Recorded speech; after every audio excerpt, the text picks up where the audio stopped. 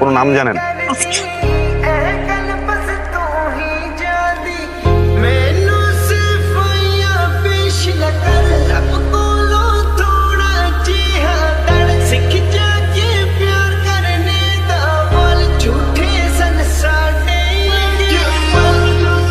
কি হয়েছে? কথা আছে। কি কথা? বসকে। কি কথা? আপনার পোলাপাইন নাম সরি। আরে মামু তুমি চলো তো মামু। আরে খাও এক মিনিট। না মামু।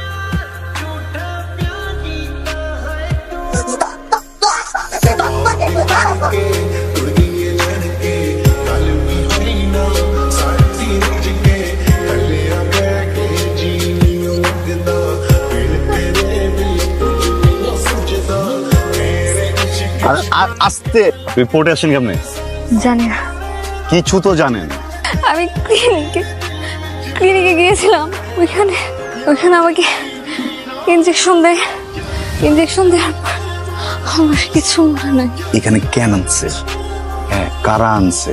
আচ্ছা, কোন নাম?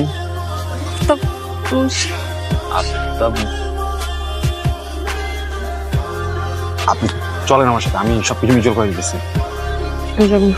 আরে বাপ, আমার বাপের কসম, আমার জীবন ঝামেলার ভিতরে আছে। আমার সাথে আমি বলতেছি না ভাই, কসম আমি ইচ্ছা করি না। মনে করেন না ভাই, অনেক বড় বিপদে পড়ে যাবো ভাই। এইখান থেকে নড়িস বস। মাইটাকে তো পাওয়া গেছে। ওই যে পোলাটা ছিল, ওই পোলাটাই নিয়ে আসছে। এখন পোলাটারে কি করবো? ছেড়ে দেই। অনেক কান্নাকাটি করতেছে। তো আমাকে সবকিছু ফাঁস হয়ে যাইব। পরে আগে গুলি কর।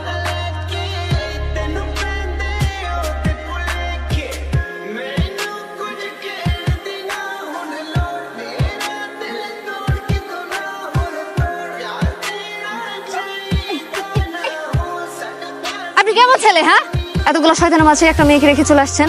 আপনার বাসায় কি মা বোন নাই? আপনি একটা শয়তান। আমি খুবই সরি। আমি না এই জায়গার স্থানীয় ছেলে, বুঝছেন? এই জায়গায় জন্মাইছি, এই জায়গায় বড় হয়েছি, এই জায়গায় আমার মরতে হবে। আপনি তো চাইলে যেখানে ইচ্ছা সেখানে চলে যেতে পারেন। আমার মনে হয়েছে আমার নিজের বাঁচাইতে, লাইফ রিস্ক থেকে বাইর করতে, এটা করতে হবে, এই জন্য করছি। ভুল হয়ে গেছে, সরি। আর কোনোদিনই ভুল হবে। আপনি চলেন আমার সাথে থানায়, মামলা করবো ওটার নামে। পেশেন্টের রিলেটিভ কে আছেন? কি হন আপনি পেশেন্টের হাজবেন্ড? কিছুই না, ওই রাস্তার ভিতরে ঝামেলা করছিল, ভাবলাম যে সাহায্য করি। আচ্ছা,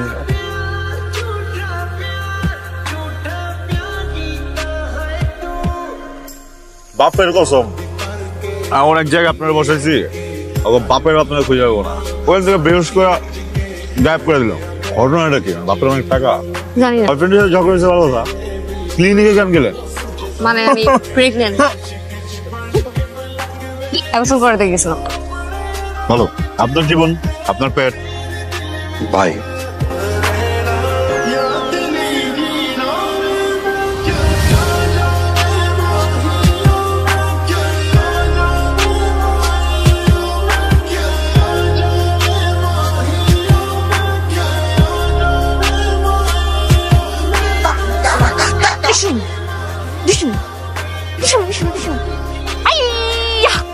ডিসুম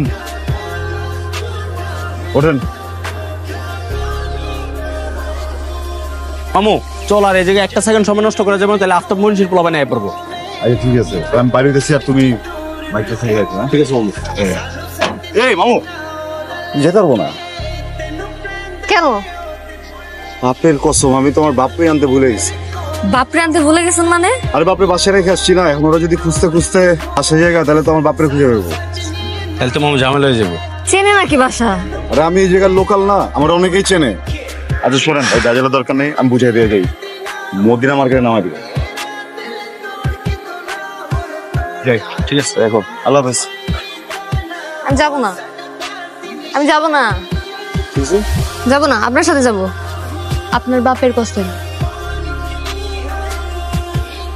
আঙ্কেল কোথায়? তাড়াতাড়ি আঙ্কেল খেয়ে চলবে।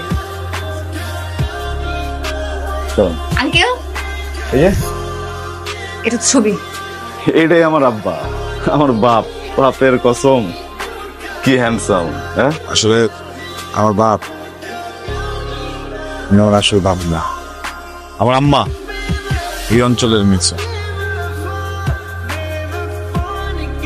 অপনু কারিগরি শুনতেছি কিছু জ্বালা দেওয়া বাপের কসম। এমন সময় টেকা যেন হিরোর মতো আমার বাপ আছে, সবাই সরে আইসা আমার আম্মার হাতটা ধরছে, ওইটা কইছে এই মেয়ে তোমার বাচ্চার দায়িত্ব আমি, তোমার দায়িত্ব আমি নেব। সৃষ্টিকর্তা দেয় উপহার মাইরেন না। আমি এই সন্তানের দায়িত্ব নিতে চাই, আপনার দায়িত্ব নিতে চাই। বিয়ে বলো ভাই, মন থেকে বলি নাই, এর কসম মাথা মোটা সব নষ্ট হয়ে গেছে। আমি যে দূরে মামু চলো, এই জায়গায় একটা সেকেন্ড সময় নষ্ট করে লাভ নাই, আমরা স্পিড বোটে উঠা সোজা একটা নই পার। চলো। বাপের কসম বললেন না বাথরুমে যাবেন। আমি একটা জিনিস বুঝি না, পৃথিবীর সবগুলা মেয়ে এত সুন্দর করে সাইজা, এত সময় নিয়ে সাইজা, বের হওয়ার আগে একবার হইলেও বাথরুমে যায়। আপনি না বলছিলেন বাচ্চার দায়িত্ব নেবেন, বাচ্চার মার খেয়াল রাখবেন, কখনো হাত ছাড়বেন না। কই হাত তো ছেড়ে দিলেন। পুরুষ মানুষ।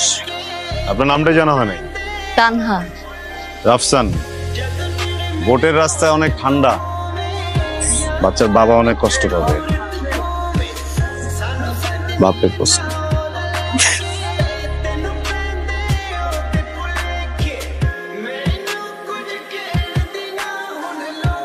এই যে বাচ্চার বাবা, আসেন, আর ছাড়বেন না।